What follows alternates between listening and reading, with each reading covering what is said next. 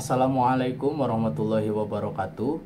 Perkenalkan, nama saya Muhammad Rapli Destian, mahasiswa dari Program Studi Sistem Informasi Fakultas Ilmu Komputer Universitas Subang dengan nomor pokok D1A230056. Pada kali ini saya akan menjelaskan mengenai materi isi buku Pendidikan Kewarganegaraan untuk Perguruan Tinggi dengan pengarang Dr. Ujang Carda S, SH, MH, MIP, MAP. Adapun risum mengenai buku ini dengan penjelasan sebagai berikut. Berikut risum buku Pendidikan Kewarganegaraan untuk Pendidikan Tinggi karya Dr. Ujang Carda S, SH, MH, MIP, MAP. Buku dengan judul Pendidikan Kewarganegaraan untuk Pendidikan Tinggi ditulis oleh Dr. Ujang Carda S, SH, MH, MIP, MAP dan diterbitkan oleh Raja Grapindo Persada pada tahun 2018. Buku ini memiliki 350 halaman. Buku ini terdiri dari 7 bab. Bab yang pertama, orientasi terhadap pendidikan kewarganegaraan.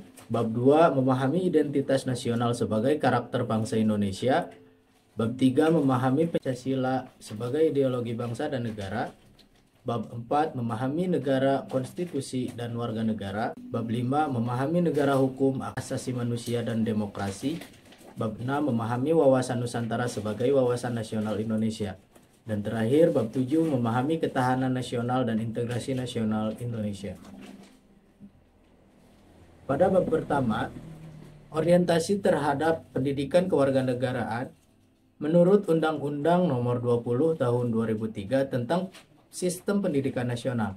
Pendidikan kewarganegaraan merupakan usaha untuk membekali peserta didik dengan pengetahuan dan kemampuan dasar berkenaan dengan hubungan warga negara serta pendidikan pendahulu bela negara agar menjadi warga negara yang dapat diandalkan oleh bangsa dan negara.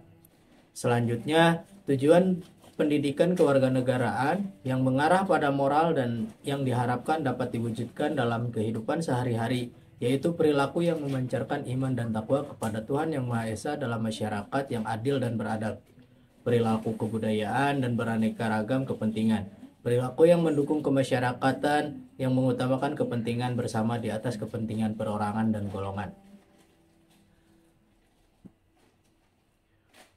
Bab 2, memahami identitas nasional sebagai karakter bangsa Indonesia.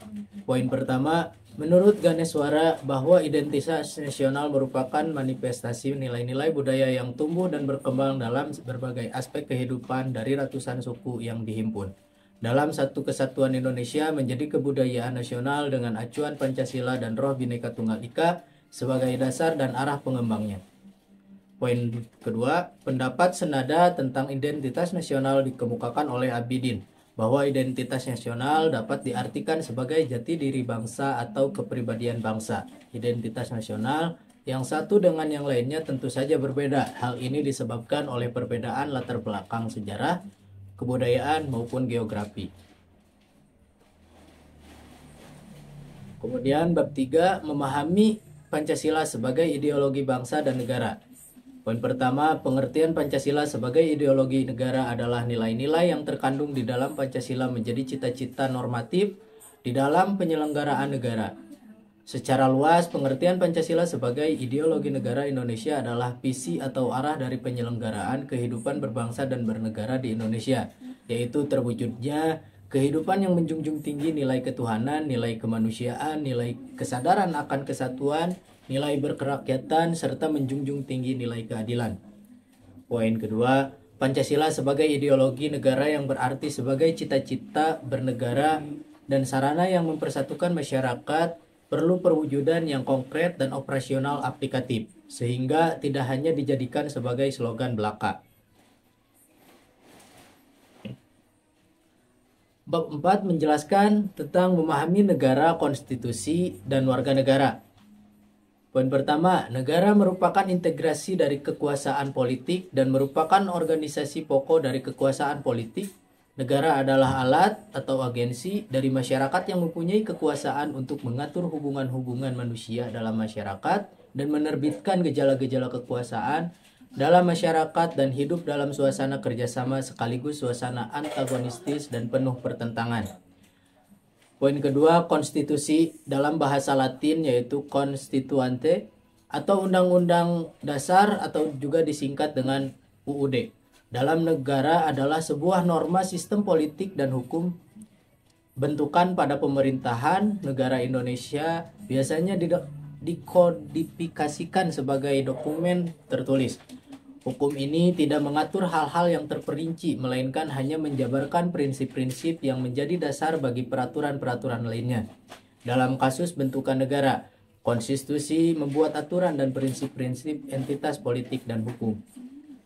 Poin ketiga, memahami warga negara Indonesia. Warga negara sebagai salah satu unsur hakiki dan unsur pokok dari suatu negara yang memiliki hak dan kewajiban yang perlu dilindungi dan dijamin pelaksanaannya oleh undang-undang. Pada bab 5, memahami negara hukum, hak asasi manusia, dan demokrasi. Memahami hak asasi manusia adalah seperangkat hak yang melekat pada hakikat dan keberadaan manusia sebagai makhluk Tuhan yang Maha Esa dan merupakan anugerahnya yang wajib dihormati, dijunjung tinggi dan dilindungi oleh negara, hukum, dan pemerintah.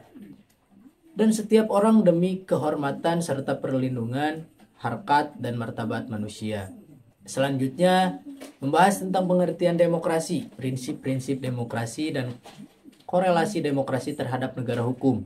Konsep demokrasi dan hak-hak asasi manusia merupakan isu pokok yang menjadi inspirasi perkembangan prinsip-prinsip negara hukum yang mengharuskan adanya pengakuan normatif dan empirik terhadap prinsip supremasi hukum, bahwa semua persoalan diselesaikan dengan hukum sebagai pedoman tertinggi.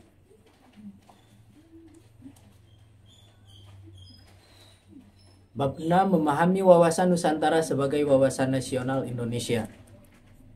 Pertama, wawasan nasional bangsa Indonesia adalah wawasan Nusantara yang merupakan pedoman bagi proses pembangunan nasional menuju tujuan nasional. Sedangkan ketahanan nasional merupakan kondisi yang harus diwujudkan agar proses pencapaian tujuan nasional tersebut dapat berjalan dengan sukses.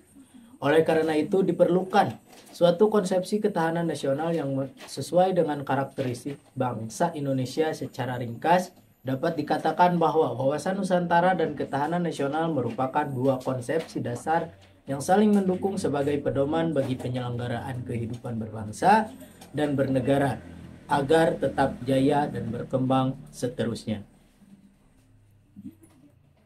Pada bab terakhir, bab 7, memahami ketahanan nasional dan integrasi nasional Indonesia.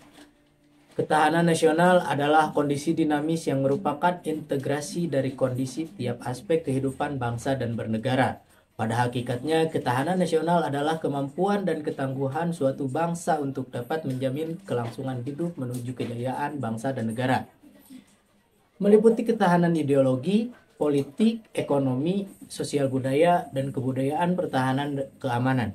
Pengaruhnya, hak asasi manusia, demokrasi, dan terhadap lingkungan hidup. Selanjutnya, mengenai integrasi nasional. Integrasi nasional adalah upaya menyatukan seluruh unsur suatu bangsa dengan pemerintah dan wilayahnya. Mengintegrasikan berarti membuat atau untuk menyempurnakan dengan jalan menyatukan unsur-unsur yang semulanya terpisah-pisah.